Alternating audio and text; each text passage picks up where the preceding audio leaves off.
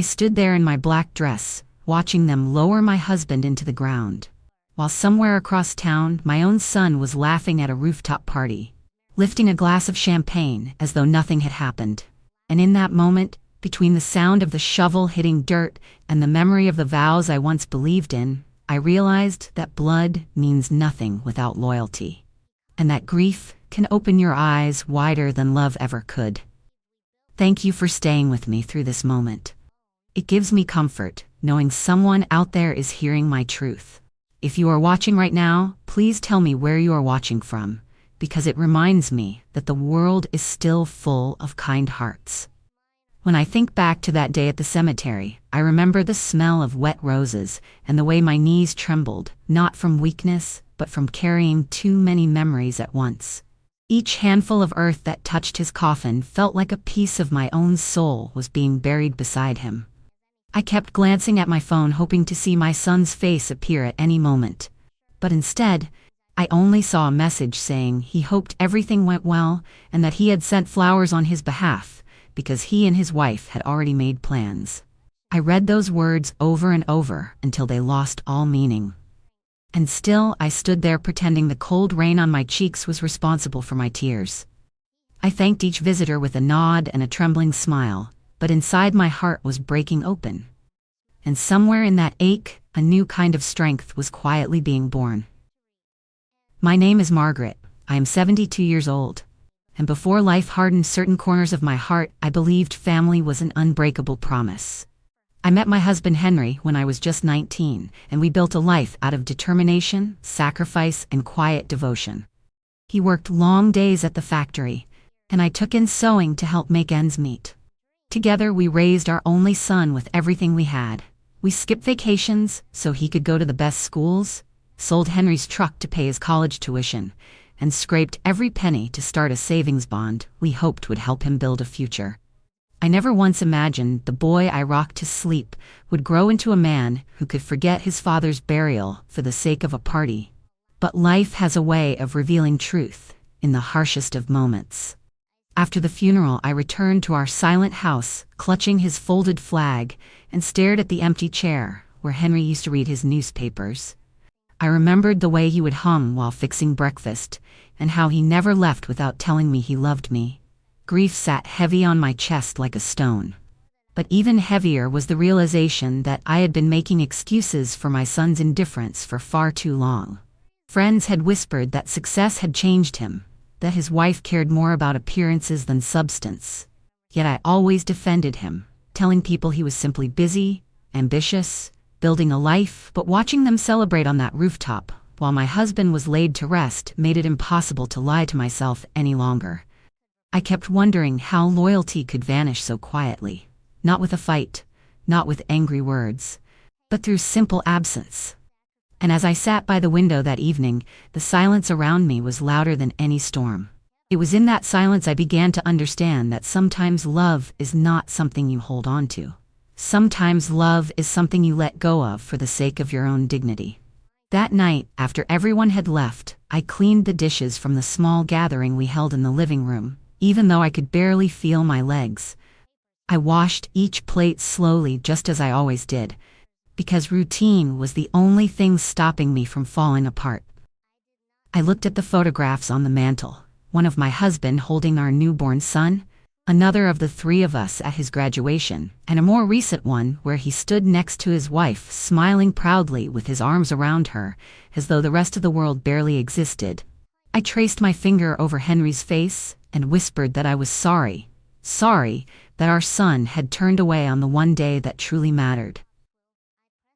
I sat at the kitchen table long after midnight staring at my phone, part of me hoping my son would call to say he made a mistake and he was coming to see me no matter how late it was.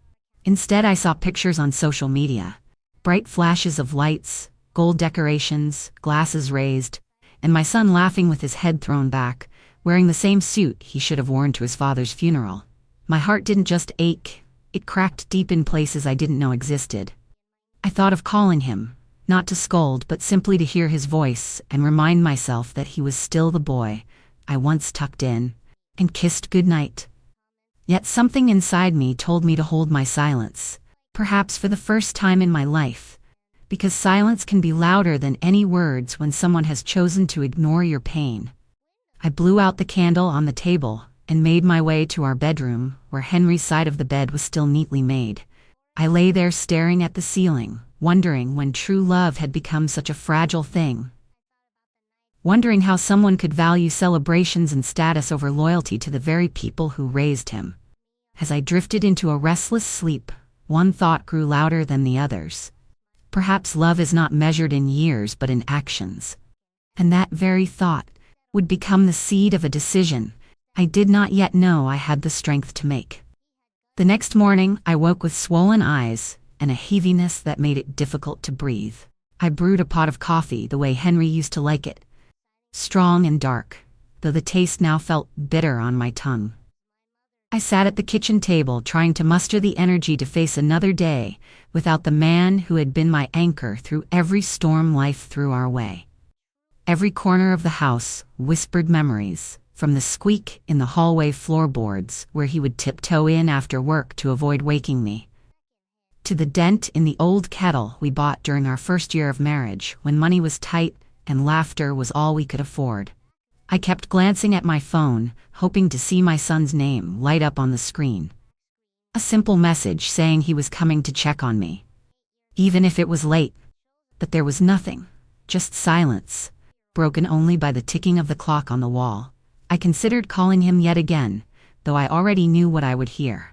Apologies layered with excuses about prior commitments, things he claimed were beyond his control, all said with that polished tone that had slowly replaced the warmth he once carried. His wife Emma had always been charming in public, affectionate in ways that made others believe she adored family. But behind closed doors, I had felt her impatience. Her need to keep up appearances, and her belief that our traditions no longer fit into their refined lifestyle. I remembered her smiling sweetly when Henry first fell ill, promising to visit then never showing up, and how whenever I asked about her plans she would respond with vague words like busy or overwhelmed. I sipped my coffee slowly and stared at the single rose one of my neighbors had left for me on the porch, its petals already wilting around the edges. I wondered if grief could make a person age overnight, because the woman reflected in the window looked older than I remembered, her eyes holding a sadness too deep to describe. And just when I began to accept that perhaps pain was now my only companion, a thought began to grow inside my chest. Soft at first, but soon pulsing with quiet strength. Maybe it was time to stop waiting for someone to value me.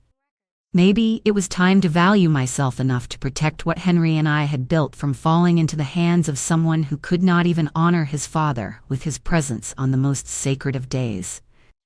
As that thought took shape, I felt something shift within me. Not anger and not hatred, but a kind of calm determination that felt stronger than anything I had known before. That same afternoon, I pulled out the old wooden box where Henry kept all our important papers. I ran my fingers over the carved lid he had made when we first married. Inside were documents that told the story of our lives. Faded birth certificates, mortgage deeds, insurance papers, and at the very bottom, tied neatly with a ribbon, the bond certificates he had so carefully set aside over the years for our son's future. Each one represented countless sacrifices. Nights, Henry worked double shifts. Mornings, I woke before dawn to mend clothes for neighbors, and moments when we went without so our son would never have to. I held those papers in my trembling hands and felt a wave of emotions crash through me, pride in what we had built and sorrow that it had come to this. I remembered Henry telling me softly one evening, not long before he fell sick, that wealth should never be a reward for disloyalty, and that if the time ever came, I must choose not based on blood, but on honor. I had brushed off his words, then thinking them too harsh for a mother's heart. Yet now they echoed painfully, as though he were standing beside me, whispering them again. I wiped my eyes and took a deep breath, then reached for the phone and dialed the number of Mr. Collins, the lawyer who had handled our affairs for more than 20 years. My voice almost broke as I explained that I wished to make a change to the trust. He listened quietly, then asked if I was certain this was what I wanted. I told him certainty was no longer a luxury I had, but protecting my husband's wishes was a duty I could not abandon. He agreed to meet me the next morning. After I hung up the phone, I sat staring at the papers spread across the table. It felt as though I was holding not just our savings, but all the years of love we had poured into raising a son who no longer remembered where he came from. I did not know if this decision would make the pain go away. Yet I felt a calmness start to settle in my chest, as though Henry himself was giving me the strength I needed. By evening, I carefully placed all the documents back in their box, carrying it to the bedroom and setting it gently on Henry's side of the bed. I whispered that I was keeping my promise to him, and as I turned off the light, I realized for the first time since the funeral that my heart, though broken, had not forgotten how to beat with purpose. The following morning, I dressed myself with deliberate care as though preparing for a ceremony of quiet justice. I chose the dress Henry always said made me look dignified, and pinned his old watch to my wrist, so I could feel him close to me as I stepped out of the house, carrying the wooden box against my chest. The air was cool, and the street was almost empty, yet every step toward the lawyer's office felt heavy with memories. I remembered walking this same route decades ago, holding my son's small hand, taking him to buy new school shoes because we wanted him to always walk with pride. Now I was walking alone, not to give him something, but to take everything back. When I reached Mr. Collins's office, he greeted me with kind eyes that seemed to understand far more than I said aloud. I sat across from his polished desk and placed the bond certificates before him, my voice surprisingly steady as I asked him to remove my son from the trust and instead divide the funds into scholarships for hardworking children who had no one to believe in them. He hesitated for a moment, asking if I truly wished to leave my only son with nothing. I looked down at my hands, remembering how I had once believed being a mother meant giving without limit.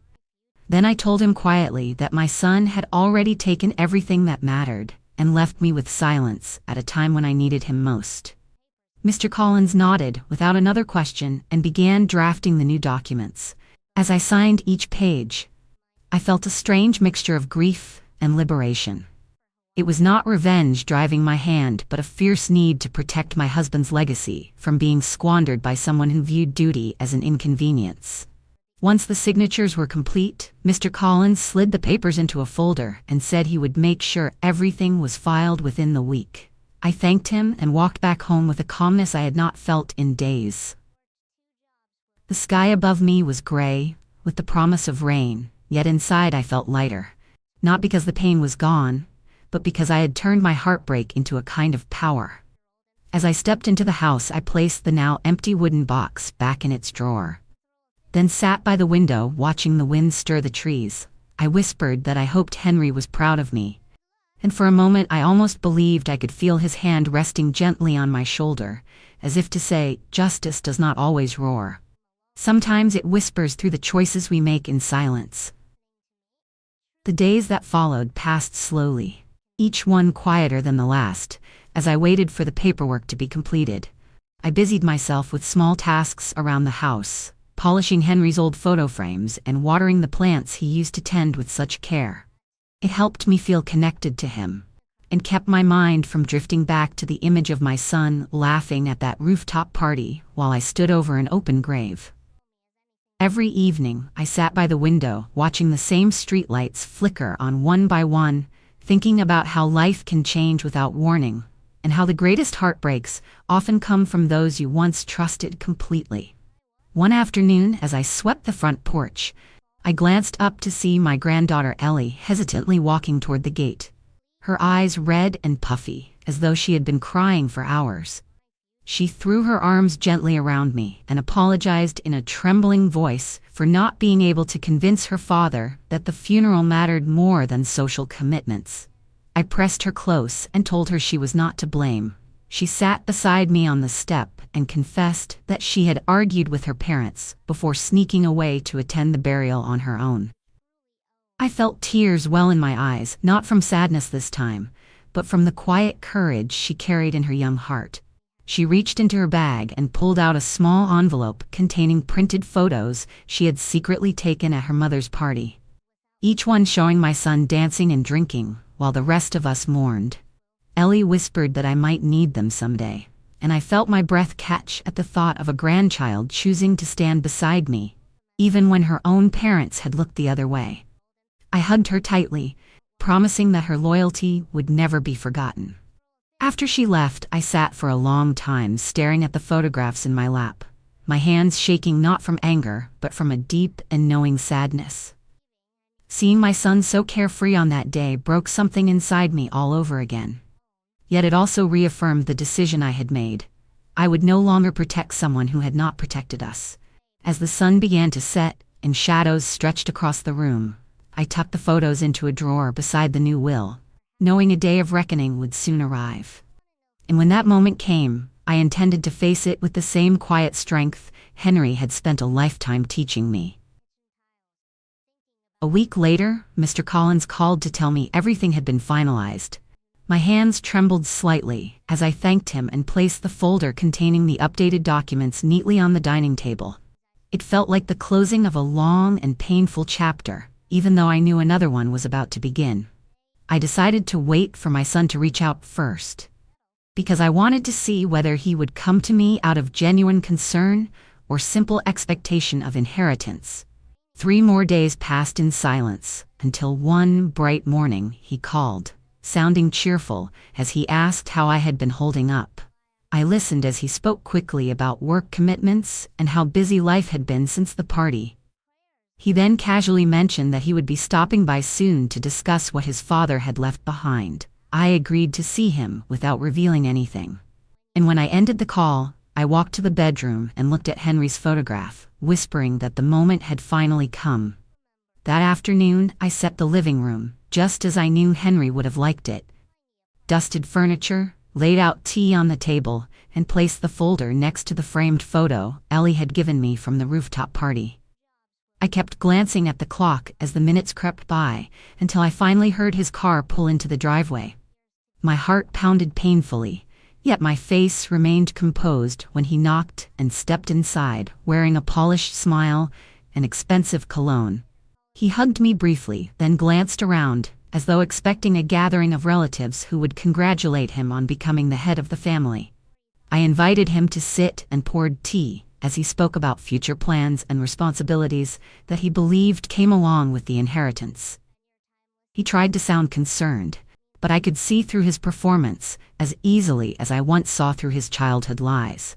After a moment of polite conversation, I slid the framed photo across the table toward him. His hand froze midway to his teacup when he saw himself dancing on the day of the funeral.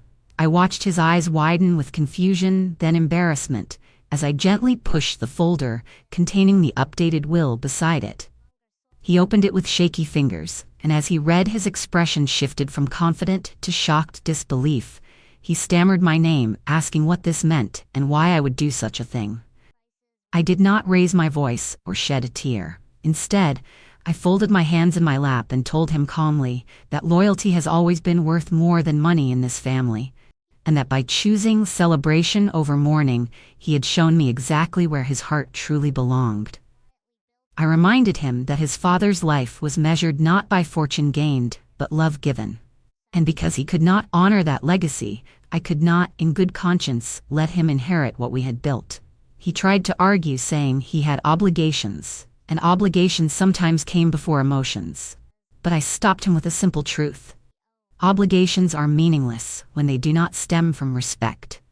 For the first time he fell silent in my presence, and I felt something inside me settle like dust, finally finding the ground after a storm.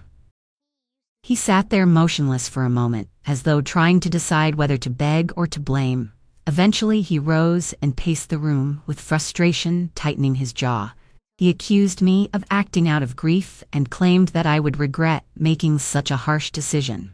I listened without interruption, knowing that in his eyes, money had always been a form of power. When he finally stopped talking, I told him gently that grief had nothing to do with spite and everything to do with protecting dignity. I reminded him that the real regret would have been allowing the sacrifices his father made to be passed into ungrateful hands. He opened his mouth to speak again, but I stood up slowly and placed my hand on his shoulder, telling him there were some doors no amount of inheritance could reopen once they were shut. I walked him to the front door and told him he was always welcome to visit me, not as an heir, but as a son who wished to rebuild respect from the ground up. He did not respond. Instead, he stepped into the sunlight with a stiff nod and walked to his car without looking back. I watched him drive away with an ache that felt strangely peaceful. Because even though I had just closed the chapter on our shared future, I had done so with my head held high and my heart still beating with the kind of love that knows when to let go for the sake of what is right. In the weeks that followed, I continued with my quiet routine, sweeping the house in the early mornings and knitting by the window in the afternoon. Always listening out for footsteps that never came. Life had a different rhythm, now one that carried both sorrow and serenity. My neighbors who had once expressed pity at Henry's passing now looked at me with newfound respect, though none of them knew what had truly occurred behind my closed-door. Word had traveled through the small town that my son had been cut from the inheritance, and whispers followed him. Everywhere he went, I heard from a friend at the market that his wife's family began pulling away, fearful of being caught up in scandal, and that business partners had withdrawn from deals after hearing rumors about his character. There was no joy in knowing that he was struggling, yet I did not regret my decision, for even though I had lost the comfort of believing in a dutiful son, I had preserved something far more precious: my own self-worth.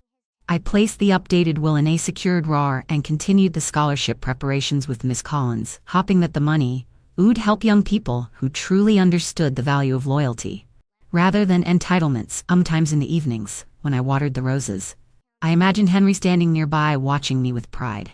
I would speak to him softly, telling him that though we missed him more than words could say, I was trying my best to live in a way that honored the life we built together. I realized then that while grief had once felt like a heavy chain around my heart, it had transformed into a quiet strength that allowed me to stand tall even in loneliness. I was no longer waiting for my son to return with apologies I did not need, because I had already found closure in my own choice and peace in the knowledge that the legacy Henry and I created would live on through acts of kindness rather than inheritances squandered by indifference. One chilly evening, as I sat near the fire with a blanket around my shoulders, I heard the sound of cautious footsteps outside the house. When I opened the door, my son stood there with his head bowed and eyes that looked far older than his. She hesitated before speaking, as though searching for the right words to soften the silence that had grown so large between us. She told me that life had not been kind since our last conversation, that he had lost several opportunities, and that even his marriage had begun to crumble under the weight of blame and regret. He said he had come not to ask for money, but to ask for forgiveness, because he now understood that presence during loss was worth more than any material gain. His voice shook when he admitted that he had failed to honor his father in his final moments and had allowed pride and ambition to lead him away from what truly mattered. I listened quietly, feeling a mixture of pain and compassion rise within me. I stepped aside and invited him to sit with me near the fire, where we once shared laughter during simpler times. She reached for my hand, and for a moment, I saw the boy he had once been, full of promise and warmth. I told him that forgiveness does not erase the hurt nor return things to the way they once were, but it opens the door for respect to slowly grow again, if he is willing to walk that difficult path. He nodded with tears in his eyes and promised that his actions would speak louder than his apologies. I watched him leave later that night with a heart that felt both heavy and hopeful, because life had shown me that love can survive even the deepest betrayals when one finds the courage to face the consequences of their choices with humility and truth. As I watched him disappear into the night, I sat back down beside the fire, realizing that time has a way of teaching lessons no heart ever forgets. Losing my husband showed me how precious love can be, and nearly losing my son reminded me that sometimes the strongest justice comes not from punishment, but from a mother's unwavering decision to protect dignity over tradition. I have learned that loyalty is not proven by words or bloodlines, but by presence during the hardest moments. To those who stayed with me until the end of my story, thank you from the deepest part of my heart. Please subscribe so we can continue hearing truths that the world often whispers but rarely says aloud.